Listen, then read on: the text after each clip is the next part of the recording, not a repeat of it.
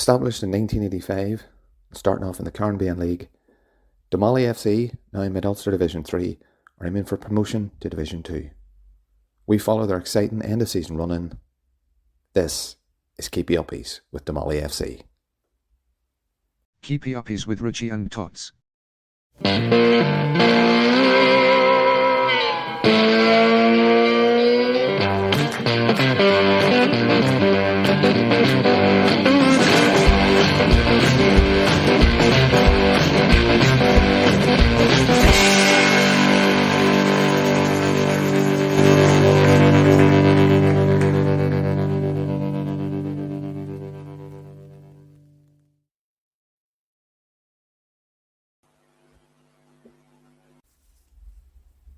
So we thought a good place to start is to get a history of Damolly FC.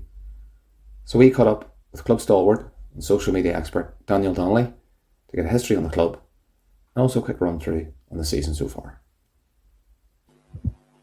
So Daniel Donnelly, thank you for agreeing to come on and play Keepie Uppies and allow us to celebrate your club. So for the want of and fear of any further blushes, can you pronounce the name of the club for us before we move forward so there's no doubts?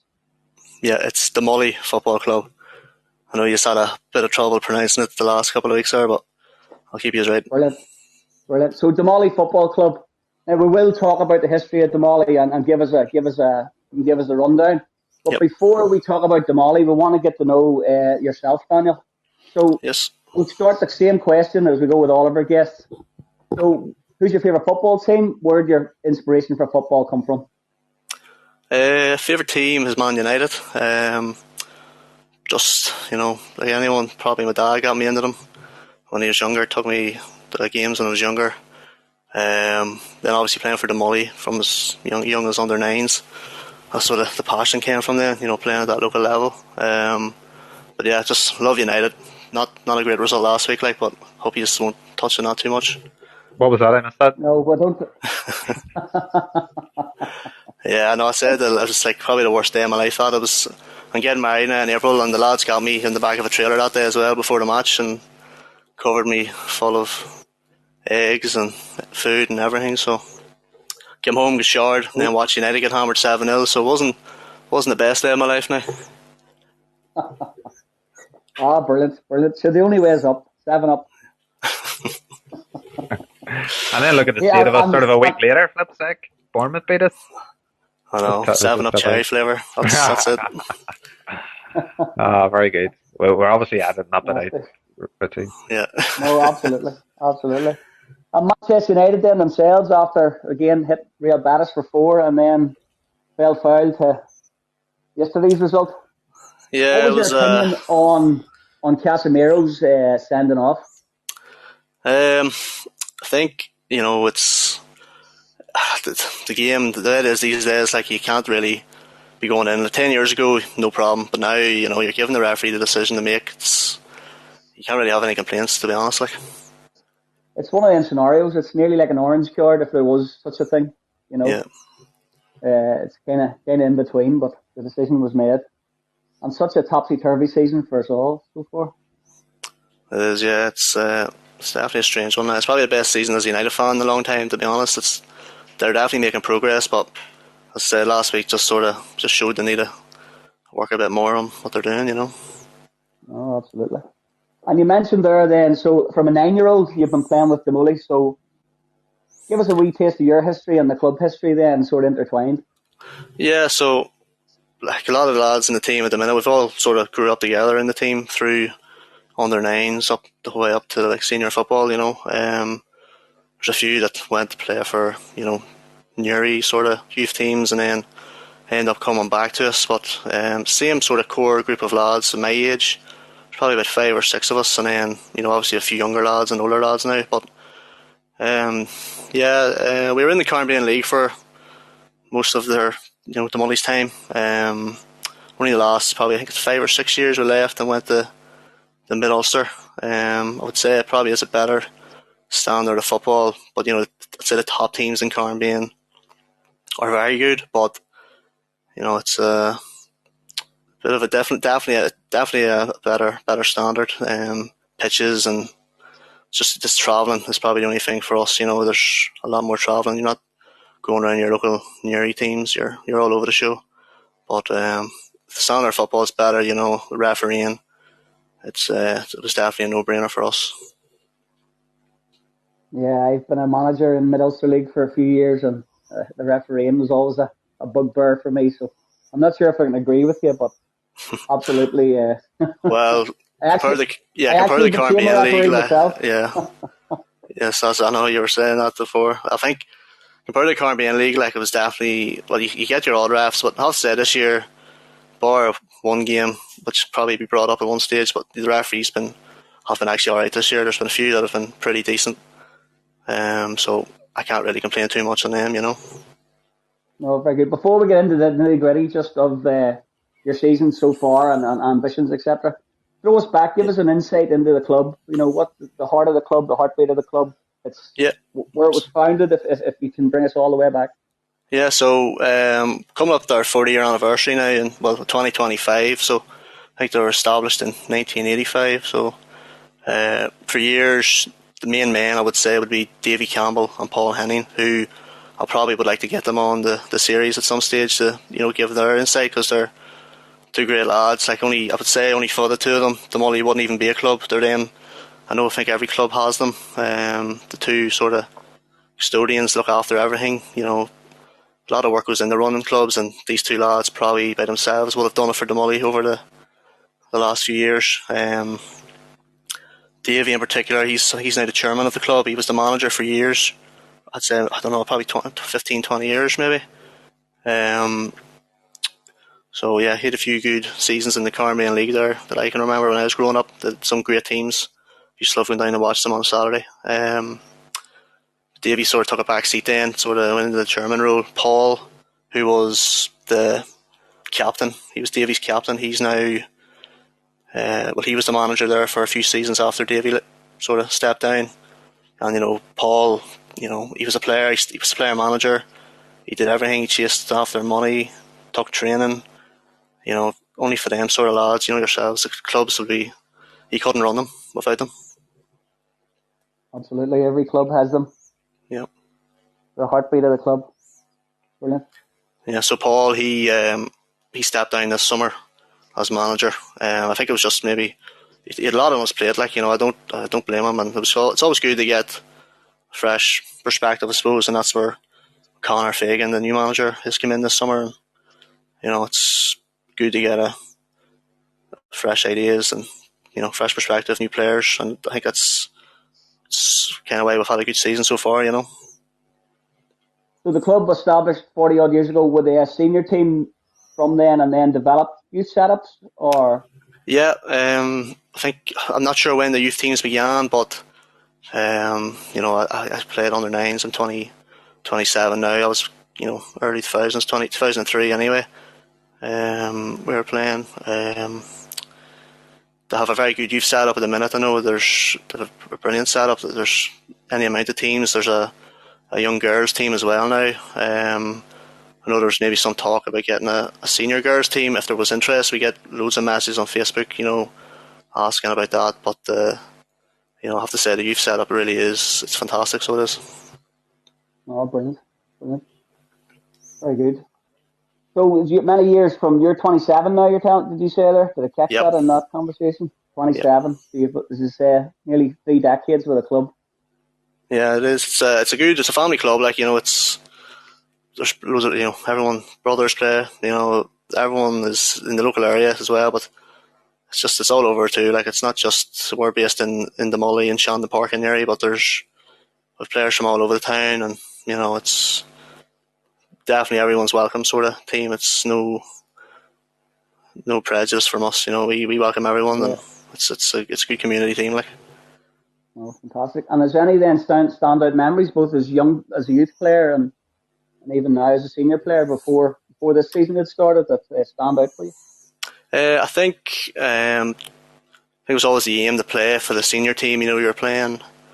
I think we had under 13s, under 14s, and then I think the youth team sort of finished for us. Some of us had to go to a different team, and then I think we were about I think I was 16 myself, and they decided to make a reserve team for the seniors. So we were it was the first year of the Mid Ulster. We were put into the Mid Ulster reserves, and that was our first, taste of senior football, playing for the Damolly reserves. And I speak for myself and a few of my mates, same age as myself. Just playing for the Damolly senior team was just unreal.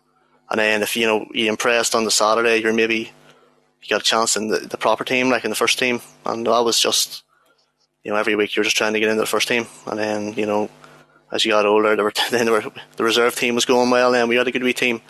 And then the senior player, they were taking our best players, and we were like a bit raging. But at the end of the day, you want to play with the big players, like with the lads you watch in your group. Like there's lads there, Paul, who had mentioned. I remember watching him play when I was a kid, like, and now you're playing along with him, like, they're lads that are just warriors on the pitch, like they're great lads, like, and you just always want to play alongside them, No, fantastic. And I said me and Tots both can relate to that. Obviously, both of us played for Sunnyside as kids, and then ended up playing for the senior setup. So yeah, it sort of resonates. Yeah. Very good, very good. Right, Tots, there's my 10-minute stint. Do you want to take us through the stats to date? Yeah, I was just going to ask you, Daniel, sort of beginning of the season, what would have been kind of the aim? Was the aim right from the off, get promoted into Division 2? Well, yeah, I'd say as I mentioned there, Conor Fegan, the new manager, came in on board at the start of pre-season, and he basically sat us all down and said, like, listen, lads, I'm sure you'll have a conversation with him, next week or whenever it is, but he'll tell you. That was his aim straight away. He had never seen us play. He obviously knew some of the players. He probably heard some reports. He just said, listen, I don't want to be in Division 3, I want to win this league. That's it. He's coming in to make an impression, and fair play to him. That's what we've done at the start. Like, we sort of hit the ground running. We got some new players in. I think a few of the players we had have kicked on from last year, but a few players joined us last season. They were younger. They've had a season with us, and now this year they've been absolutely unbelievable. Like me and a few of the we're not really older players, but we've been there a good while now. We're sort of they're kicking us on. Like, we were sort of the steady team. We probably underachieved in recent years, but these young lads have really taken us up another level, and that's winning the league was definitely the aim from the start. And as you said, you kind of started like a house on fire. You were scoring goals left, right, and centre. A couple of games you've scored 8 goals. You won a Mid Ulster Shield game, 11-1. Maybe not. We were just chatting about it in the WhatsApp group. Maybe not too many clean sheets, but is that, I suppose, and we'll get chatting to Conor obviously the next week or two. But would you be a very attack-minded team? Because certainly the results point that direction. Is that how he wants his teams to play? And I suppose as well, listen to that team talk the other week against, I think it was the Broomhead game. He made it very clear. I think he went with a real attack-minded lineup of maybe 4 or 5 attackers. Is that how you like to set up? Are you the entertainers of Division 3? Yeah, well, but have you got the the Football NI app? You can check your scores and stuff. So I was actually on it before the podcast, and we've played 19 competitive games this season, and we've scored 90 goals in 19 games. So that's literally just under 5 goals per game average, and 19 different goal scorers as well, which is, I think it's a credit to the team this year. It's pretty impressive. So yeah, I think a lot of our strengths are definitely in attack. Now, we have good defenders as well, but I don't know, maybe we just start a bit too open sometimes. We do love to go a bit gung-ho, maybe leave ourselves open.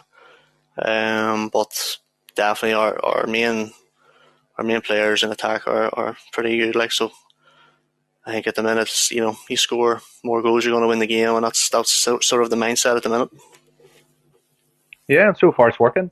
And where do you slot into the team then? Are you please tell me you're not one of the centre backs. And the goalkeeper. No, I'm only joking. No, I wouldn't play many games. Like, I'm on the bench most games. I'm more of a utility player. If he needs me, I'll come on. Sort of one of these lads that'll play wherever I have to play. Don't mind if I don't get on. I'll play 5 minutes, 10 minutes. I'll start. Doesn't matter. Scored a goal this season against Broomhead, so I'm happy I'm not one of the few that haven't scored, because nearly everyone scored this season, apart from a couple that I'll not name. You scored, you've done your job. But yeah, you need players like Yeah. yourself, as you said, like the John O'Shea's, the Phil Nevilles, Oh, you know, and you obviously know the club inside out, so it's important, obviously, you know, Conor holds on to players like yourself that understands the principles of Damolly and has that passion for the football club. Um, is there any standout games this season that you would pick out where you kind of thought, yeah, that was the game where maybe it gave us the belief that we can get promoted? yeah. Yeah, well, it's probably a junior cup game against Ardmore. We beat them 4-1. They travelled down from Derry. The place, they brought down a good support on the bus. I was talking to their fans before the game, and they said that they were flying in their league. They hadn't been beaten. I think they'd actually won their league the year before. And if you go onto that Football NI app and look at their results, we beat them 4-1. Absolutely played them off the park. And I think they've won every game since. They've won like 15 games in a row since. And I mean, like the team we had that day, I didn't even get on. That's probably why we were so good. But honestly, it was the best performance I've ever seen from a Damolly team. It was absolutely flawless from start to finish. And I probably could have scored more. And for that was a great team we were playing. Like they were good, but the lads just didn't give them an inch. It was a very impressive performance. Super.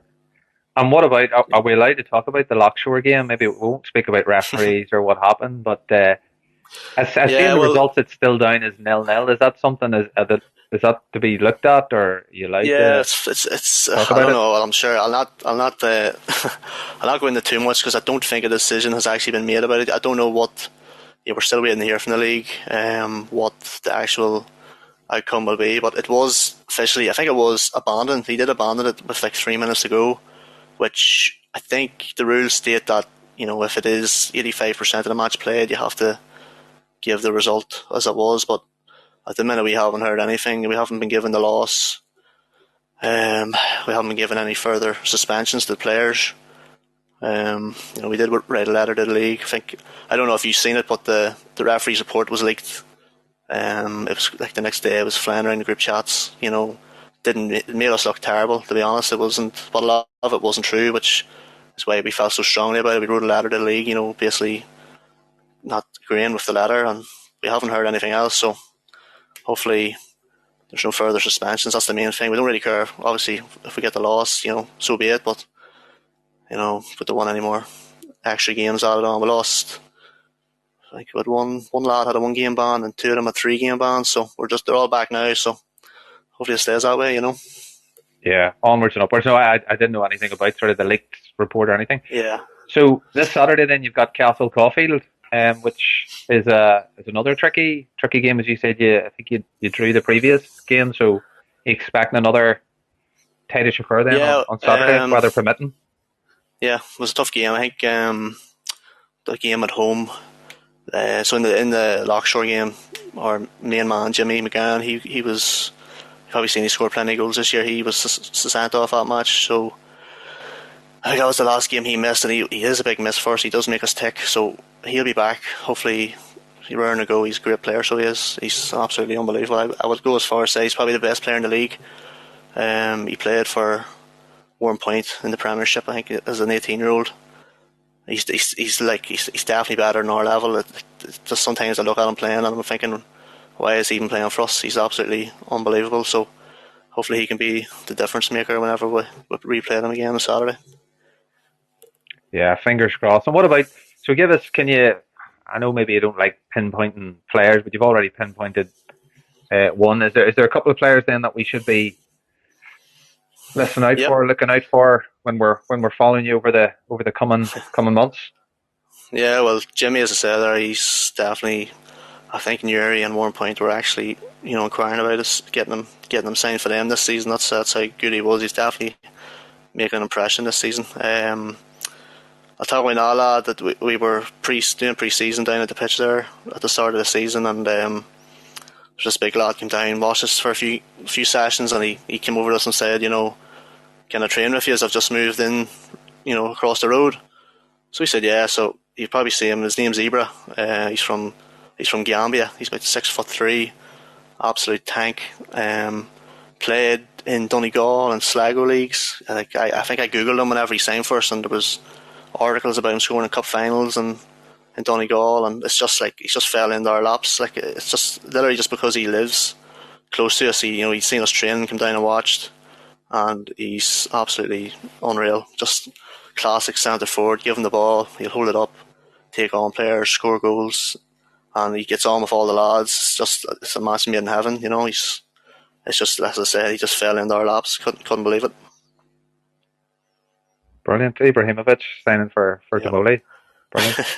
I remember Richie. Do you remember the time Richie? Well, I don't know if when Richie was manager or the first team, he got a call from or a tip off about a Nigerian player, and he was quick to get him signed up, and unfortunately he wasn't anything like Ibra.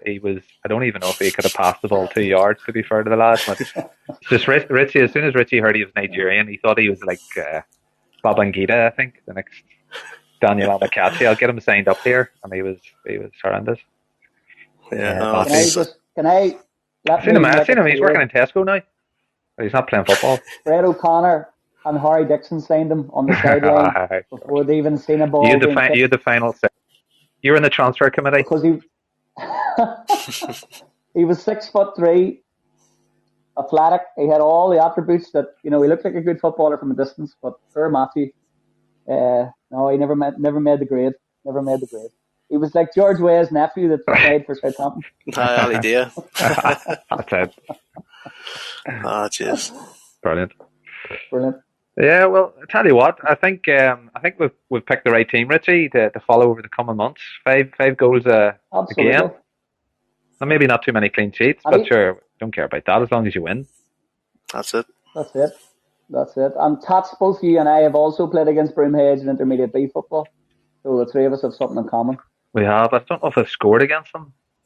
And Daniel has. I don't know. I need to look into that one. You'll take that. There's been many a game called off. I know that against Broomheads. Their pitch. I don't know if they're still playing the same pitch. Do they play on Bog Road? Play beside the helicopter pad. No, there's a transport company beside them. Yeah. Have they moved? Have they? They used to play this horrendous pitch. It was called Bog Road. It was literally on a bog, and even if the sun was out, the game was still being called off. But they might well have moved on. One of them. But yeah, the game we played them, the first game we played them this season, I think it was 8-0 or something. We were supposed to play at home that day, and we got down the pitch, and council hadn't marked the lines out. So fair play to the Broomheads to let us play. We had to travel up there. They got it switched around pretty quickly. Fair play to them. And then beat them 8-1 for their sins. So, but yeah. Happy days. Davy Wilson still running after Broomheads, I believe. Who's that? Is that the wee man? Oh, that was yeah. Is that right? Yeah. Oh, fair play. I think so. From memory. So Daniel, we'll finish up with a wee Wheel of Berba, Richie. Or we'll spin the Wheel of Berba. Let's. Yeah. I don't know if you've listened to the podcast, Daniel, before. Just say you have. Just pretend. I have actually. See, that's the right thing to say. Yeah, you still aren't pronouncing Damolly 100% right. I'll have to keep you. All right, okay. There's a few Damollys in there as well, but you'll get there. Don't worry. So how you pronounce it? Right. Damolly. Yep.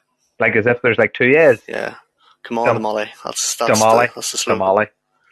Yeah. Why do not spell it then like that? Damolly. Okay. So I'm going to spin the Wheel of Berba here. Okay, so it's going to land on something, and you have to give us to spin it here. Your view on it, or legends. Okay, so this is yours. Legends go dating. So you have to pick two footballing legends that you would go on a date with. They can be dead or alive. So who are they? Why did you pick them? And also, what will you be consuming alcohol-wise or non-alcohol-wise? Well, dead or alive, I'd have to put George Best in there. United, Northern Irish legend. It'd be a good party.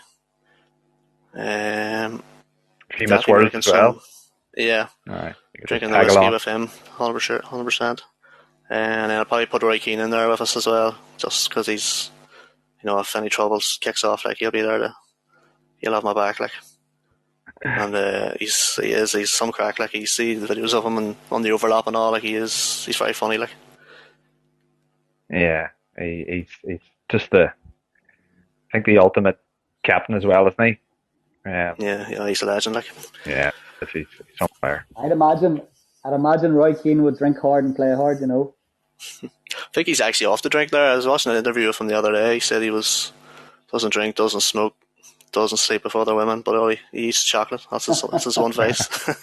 I actually heard that. I think in his youth at Manchester United as a youth, he had Brian Robson's and different Brucey and different boys around him who really did like a drink, and that culture was quickly changed, obviously. Yeah.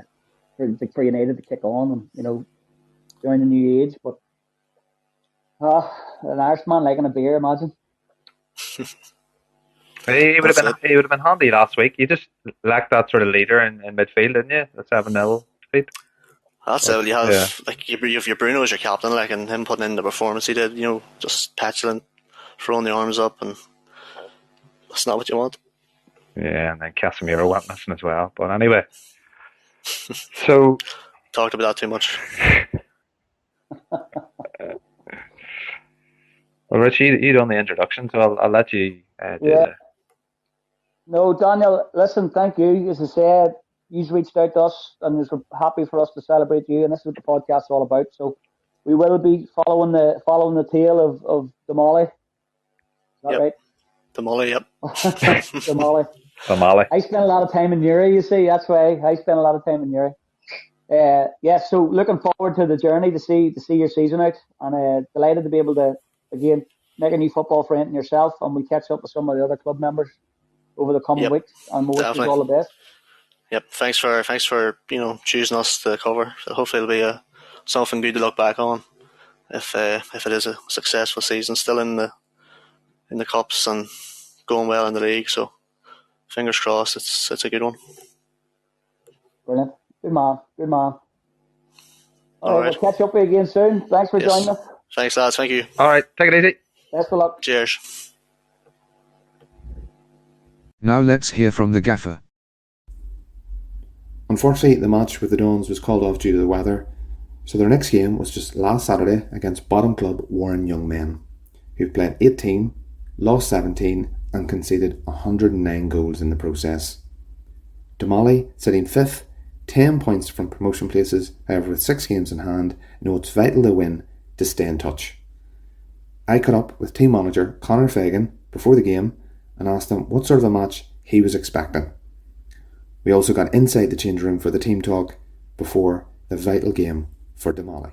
Yeah, if you're looking on paper, Warren Young Men have 1 point all season, but football's not played on paper, obviously, and the thing is that it's 11v11 and whatever subs they have, whatever subs we use, and it's down to who wants it more. I'm expecting them to make it a real battle, make it real hard work first, maybe get players around the ball, make it real hard for us to get any sort of style or system on the game. But look, we have a game plan, we have to stick to it and make sure that we go out and try our best and press from the start. Any time we can get a turnover, to make sure that the turnovers are punished. When we have the ball, be patient on it, make sure we get the right openings, the right players in the ball in the right areas, get players into the box.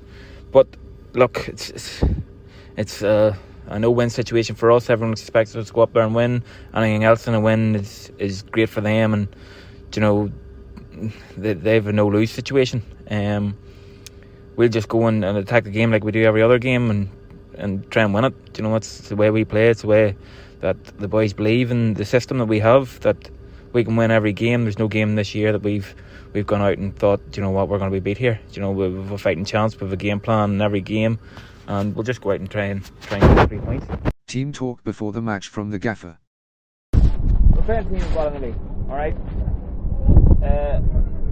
It's ideally a lose-lose situation for us, because we get beat or we draw, then it's a massive thing. If we only win by 1 or 2 goals, it's massive. I don't give a fuck how we win today again. Just get the result. We can't get any consistency in our play. We can't get any momentum because a game, then 2 weeks break, then another game. Alright, but now the games are going to have to start coming thick and fast. I can't call the games off anymore. Alright? Today's about patience. Be fucking really, really patient on the ball. Do not force the ball long. Do not force the ball into their defence. Do not force the ball when doesn't have to be played. We don't need to go forward constantly with the ball. Keep the ball. Carry them out. If they're going to sit in behind the ball, bring them out. That's where we're going to create gaps in and behind. Bring them out. Eventually someone's going to switch off, and then we punish them that switch off. Alright? Or if we get the ball, our transition's quick. We worked in transitions the other day at training. Alright? Be fucking imaginative in our attacking play. Okay? Everyone knows the rules now. Everyone knows the system. Everyone knows what we want from set pieces. There's nothing left here to fucking chance. There's nothing left here thinking, I'm not sure. Okay? We can't control the referee. We can't control the pitch. We can't control the weather. We can control our fucking attitude. We can control our application.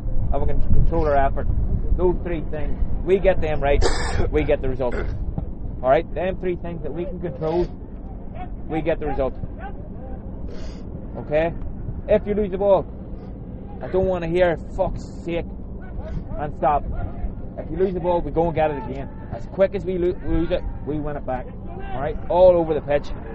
Up front, we press. Do not let them out. Don't let them get a touch. Don't let them get a second touch. Anything we're on it. Alright? Because teams will give us chances. I've said it from the first day I come in. The teams will give us chances if we go and press them and we go and get the ball back from there. Alright? So a vital win for Damolly, which keeps them in 5th. Still 10 points behind second place Donegal, who occupy the last promotion place. So I sit down with Conor Fegan, team manager, after the game for more detailed chat about his own career, his assessment on the season so far, and his view on last Saturday's game against Warren Young Men.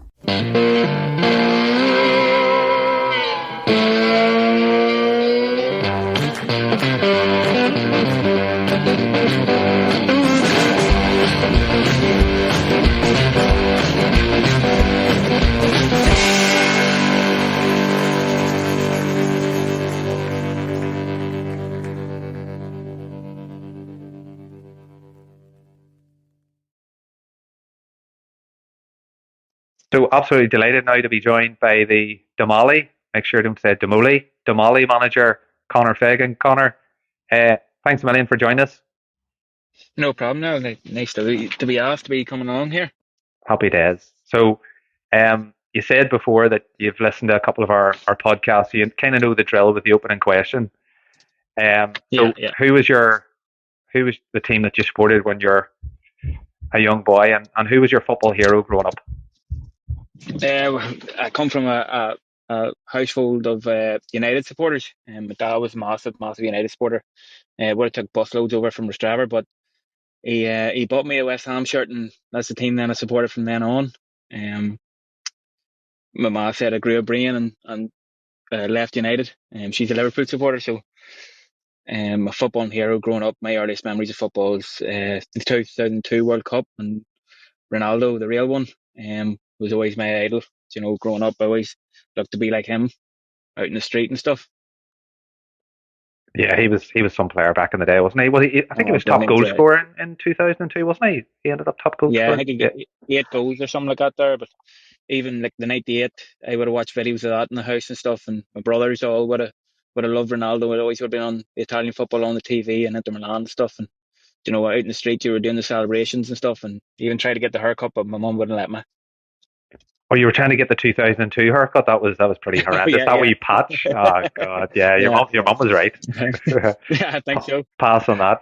And so you're a happy hammer. So what do you make of West Ham's season? Because you had such a good season last year. This season's been a bit different. Yeah, it's been terrible, to be honest. You know, you look at Moyes has only won 8 games now in the last 12 months, and 6 of them have changed their manager, and the other 2 were relegated. So take of that what you want. The players I think they took in the summer didn't suit Moyes' style of play, and he's tried to change things up, and it just hasn't worked. Yeah, so it's going to be interesting to see how things play out. I listened to him in a podcast, and there a few months ago, and he was just saying about how he was trying to change things, and you know there was going to be that kind of transitional period, but yeah, it's not looking great at the moment. But I would say he'll probably have enough to stay up, but it's pretty tight there. There's probably about 7 or 8 teams that could potentially be dragged into that that bottom three. But anyway, we don't want to depress you about West Ham, and I don't want to depress you about Liverpool because we're not going great this season either. So we'll probably move on quickly. So what about your own kind of playing career? I know you said this that you played for quite a few clubs. How many clubs then in total? Can you confirm? It's 13 clubs, 16 transfers. And I never played underage football, so that's from 17 until I'm now 30. Very good. So so you can't really preach then to your players about being loyal. Then is that it then? No, definitely not. No, if they're looking to move, I can't really say. Well, I haven't done it in my career. So we can't run through all the clubs because I think that's just a separate episode itself. But is there any kind of standout memories? Is there any clubs that kind of sticks out? I'm sure they all stick out for different reasons, but is there maybe one or two spells that you kind of think that's when I enjoyed my football the most? Any kind of special memories as well? Yeah, I signed for 1 point when I was 18. I played 1 year senior football, just local here with Clone Celtic, and then Marcus Woods was the manager at Clone, and then he went into 1 point to be assistant manager, and he took me in. I had a great year with Clone, and then went into 1 point, and it was brilliant. The standard, you were treated as professional nearly. You're playing Championship 1. I had a few mates that were already there too, so it made the integration a lot easier. It was brilliant. Barry Gray and Neil Dare, unbelievable. You learn so much off them too. Yeah, Barry's obviously, fantastic spell at 1 point, and Yeah. obviously had a short stint at Cliftonville, and he organised. I remember a Mid Ulster Select side. It was a good few years ago, and I was lucky enough to be picked. Now I didn't make the start 11, but he was his attention to detail. That's one thing that stuck out. You could kind of see even now. I'm talking about when I was maybe 16, 17. So I think he might have been manager of Midway at that Right. stage Okay. Yes. before obviously he made the move to 1 point. But even at that stage, you could think, Jeepers, he's just a different level of coach and manager. He was so Yeah. It was like motivational as well. Yeah. Everything. There's nothing left to chance with Barry. Oh, Absolutely nothing. He's methodical to the last point. yeah. And even at that age, you could kind of. I wasn't surprised when a couple of years later I'm hearing that he's managing 1 point. You could just tell there was just something about him at that age. Yeah. And even where he's taken the club, like he took them from Mid Ulster right up to the Premiership, and it's a testament to himself. So any other standout memories then apart from 1 point?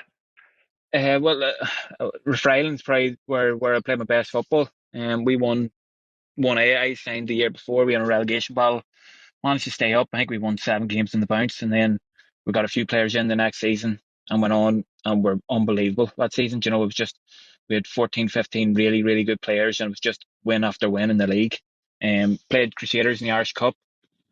And we were just brilliant. Every game you're going out real confident, just knowing that, if we just show up here, we're getting 3 points.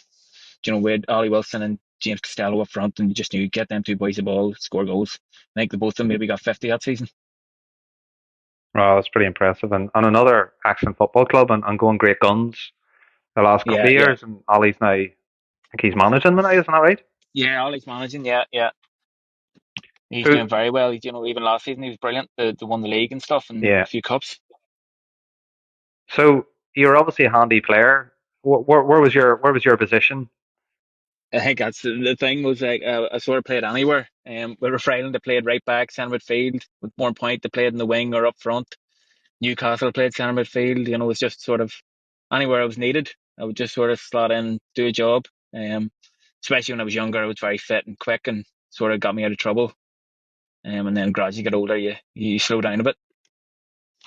I try being 37 and playing in the over 35. That's when it things start to really slow down. And when you play a game, we only play maybe one game a month. But you see, when you play that game, that's you can't train or anything for about 2 weeks. Yeah, so I can imagine. Wait till you get to that point. So you were saying there you're still only 30, so you're still pretty young.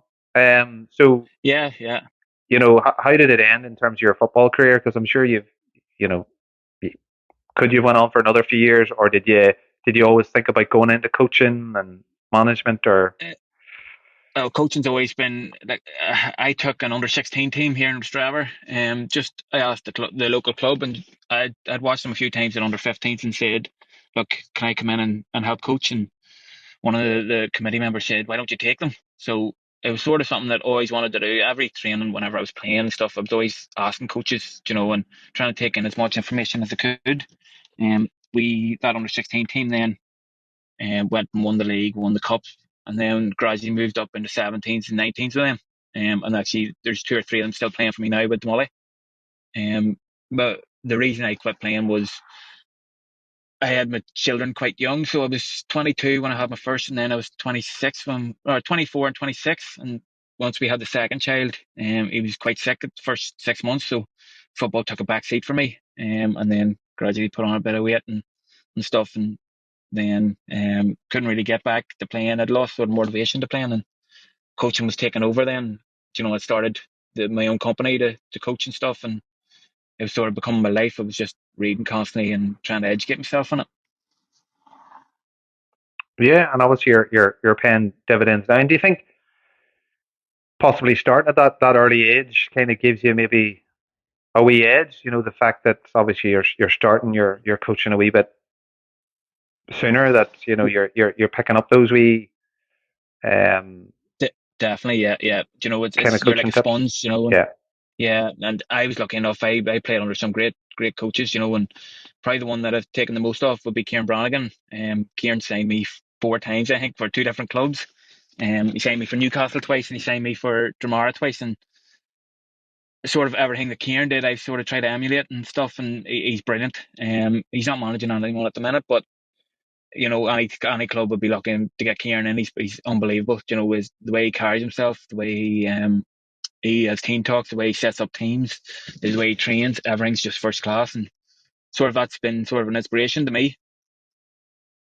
yeah. You kind of stole my next question. I was going to say to you about obviously there must be managers that you've played under that you've taken wee things from, and maybe other managers that certain things you think, yeah, I would have done that maybe slightly differently. With Yeah, obviously with yeah, some of the even excellent clubs that you've been playing for, you've obviously been playing under some really good coaches and managers. yeah, Neil Adair would be another one. He messaged me the other day. He was up. He must have been training with Warren Point or something, but we were doing a drill, and he just texted me saying that drill's actually copyrighted to me. I didn't know he was there. I didn't see him, but you know, you just try and take stuff off everyone. Even the way Barry Gray's team talks were, even Brandon Adair's team talks. And I was listening to Niall Curry on your podcast, and I could see the way Brandon Adair was taking stuff off Niall Curry, and it's sort of the way that I've tried to do my team talks and stuff like that there.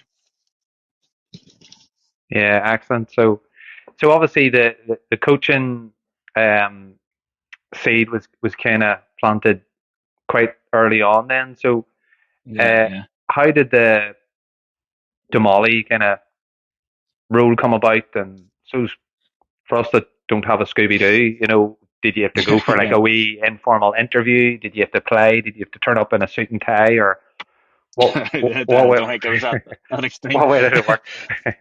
I had actually, so there was a fella that I used to work with, Gareth McKnight, and he had said to me maybe 3 or 4 years ago about coming up and taking them, or would I be interested in helping out? And I was at Newry Celtic, assistant manager at the time, and I thought, you know what, I don't think I could leave. I'm too early to go out by myself. So I said no to him. And then last year, I took Guildford Crusaders, managed them sort of by myself and with another fella, Charlie, that's with me now. We came in around September time, and it was a hard task. They weren't training. You were struggling to get 11 out in the field, and we had left them sort of March time. And then Ram McConville had come in and asked me and Charlie to come down to 1 Point Reserves. So we went down there, and we just seen out the season with him. And I got a few tips off him and stuff. And then Gareth McKnight had actually messaged me again, and I just said, "Look, are you still looking at a manager?" And he said, "I'll pass you on to Paul." And then I had just got married. I was on my honeymoon, and I got a phone call from Paul, to say, "Can I come down and meet him?" And I said, "Look, I'm on my honeymoon. I'll give you a call when I get back." So I went down, met him and Steph Morton, the club captain, and they sort of just sold me it. And that was it. It was just moving on from there. And we started maybe late June, early June even actually, of trying to get boys together and stuff, because I had seen the results last year and I'd seen they were scoring goals, but they were conceding an awful lot. And I knew they had a lot of potential. A lot of boys that played for 1 point underage there, and you're hearing stories about James McGann, and you're going, oh, I would just love to work with a player like that. And you haven't kind of looked back. And no, definitely not. How did you find then the transition from you were saying you were assistant manager at Newry Celtic? I suppose in a way, assistant manager, it's kind of a nice wee role in that. Yeah. It's the manager that's making the big decisions, and you can put your input, but obviously he's going to be the one taking the flak with the ones that aren't too happy about not being in the starting 11 and blah blah blah. But how did you find the transition then from assistant manager to manager, having that extra bit of responsibility? Was it something you kind of enjoyed, or is it sort of you kind of pulling the hair out at times sometimes, or did you just find you were just ready for that role? It was just the right time, right club. Yeah, well, Guildford sort of jumped at it, and in hindsight, I probably shouldn't have. But you learn an awful lot then. But now I'm loving it. I love dealing with players and trying to make players better. And a lot of it's down to confidence and mindset. And yes, you can go out in the training field, but if you're telling people, that they are this good, that they can go to these levels, can, push on, it's massive. And you look, there's James McGann he's got 26 goals this season. The top scorer last year had 23, and James McGann's only played 9 league games. Well, that's not bad. No, it's definitely not. And he doesn't play up front, and that's the thing. Yeah, so you're gonna have to watch out that Warren Pointer, somebody doesn't steal in him, and just make sure you get a big transfer fee for him. Yeah, well, I think everyone's already been on to him, and he seems to be happy enough where he is. Yeah, and that says it all about, I suppose, what you've done at the football club and the culture that you've created. And how much is style of play important to you? If is that important to you, or is it about getting results, or do you see, do you want people from the outside to identify what kind of Conor Fegan's style is? Is it important to you, or? Yeah, style play is pretty much everything for me. A lot of people around Strathern and stuff would know me for trying to play and maybe overplay. I came in, we had a team meeting at the start of the season with Damolly, and I said to the boys, we will play out from the back, we will constantly play, and if you're going to make mistakes, that's fine, but as long as you try and play the right way, I'm happy. And the faces were on some of the fellas just going, what is he on about here? They're used to maybe kicking along, chasing into corners and getting teams turned, and our style of play is brilliant. Even on Saturday there, we were actually, we kept the ball. We were real patient on it, and that's exactly what I want. It's just constantly on the ball, patient, controlled.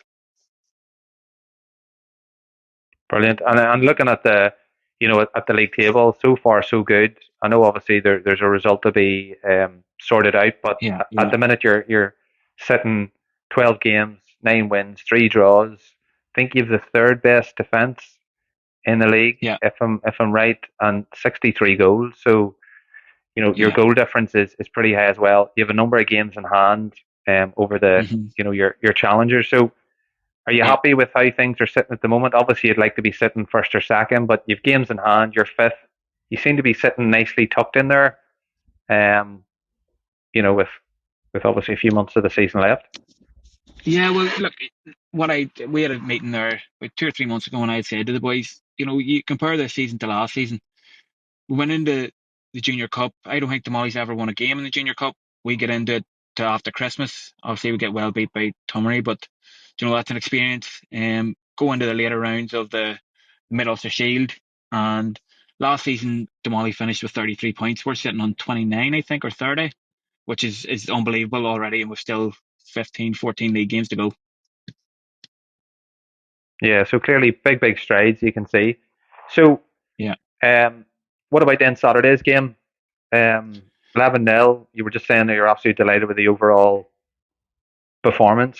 Anything else that kind of sticks out that you were obviously delighted about, apart from obviously scoring 11 goals? Yeah, well, the 11 goals, we actually probably should have scored more. We had actually only 2 in the first half, and I sort of give the boys a bit of a kick up backside at half time, and just demanded that they be more professional in what they're doing and how they go about it. We had three small fellas up front, and we were trying to cross into the box and stuff, and it was not suiting us. We weren't trying to win the ball back high up in attacking areas, and we were just letting them come at us. And then second half, as soon as we started, it was just, it was brilliant. It was great to see the attitude, the effort, the commitment. Our back four didn't have anything to do. Our keeper, I don't think, had a goal kick the whole 90 minutes. He had maybe one or two that were kicked over the top that he's getting onto. But our attacking play in the second half was unbelievable. James McGann was just freed up. Dean Williamson got freed up. Ethan Doyle was taking players on. Matty O'Brien was getting in the right areas, and it was just great. Oh, happy days. And obviously, you haven't had a game in a few weeks, so I'm sure you're just glad to actually get back on the field. And you've no game this Saturday, is that right? So No, we Daniel gets married on Saturday. Oh, right. So we've no game, but yeah, no, it was good. It was good to get the game out of the way and get a bit of rust. Maybe that's what the first half was needed, and the second half we got ourselves comfortable in the game then. Yeah. So it's definitely going to be an exciting ending to the season. There's no two ways about it. Are you pretty confident then you're going to be right up there, at least in the sort of top two, to hopefully get into Division 2?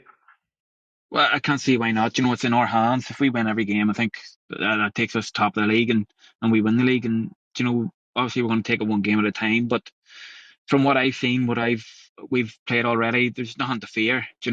We've played one of the best teams in the country in my eyes in Tomery, and in the first half, I don't think we were too far away. We were 1-0 down, but we had 2 or 3 chances in it. If we can get to them standards, it's no problem to us. Yeah, it's certainly going to be pretty exciting ending. Yeah.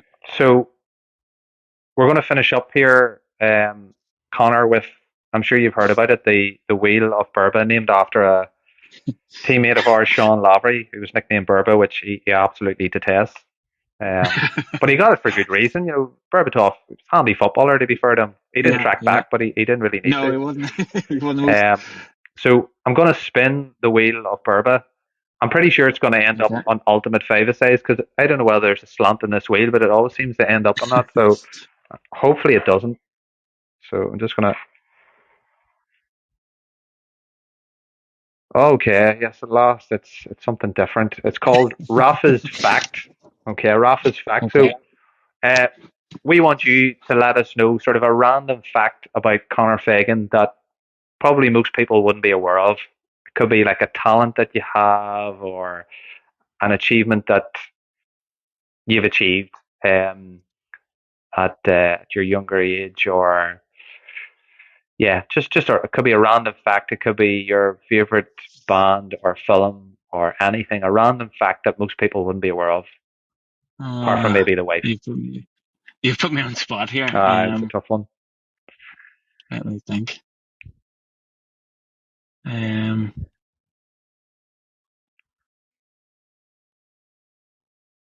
Probably random fact would be I actually scored 2 hat-tricks in 2 different days in 2 different sports. I played Gaelic as well for Rostraver, and I scored a hat-trick in a league game against Shamrocks, and the next day for Warren Point, and we were playing Newington in a friendly, and went out and scored a hat-trick in it too. That's not bad. No, definitely not. You pretended you were struggling there for a fact, but I think you've been waiting for this question for the last... Nobody ever asked me. 20 years. So you were like the Holland then of Uri. I wouldn't go that far now. No, he's not a bad footballer. No, definitely not. Well, here, Conor, thanks again for joining us. No, thank pleasure you. speaking to you, and of course we'll be keeping you in touch, or I'm sure we'll be speaking again before the season ends. As I said, it's going to be pretty exciting. And, looking forward to it. Definitely. And here, all the best, and obviously we'll be chatting to you in the near future. Yes, brilliant. Thank you. All right, take it easy. Cheers, mate. Bye bye. Keepie Uppies with Richie and Tots.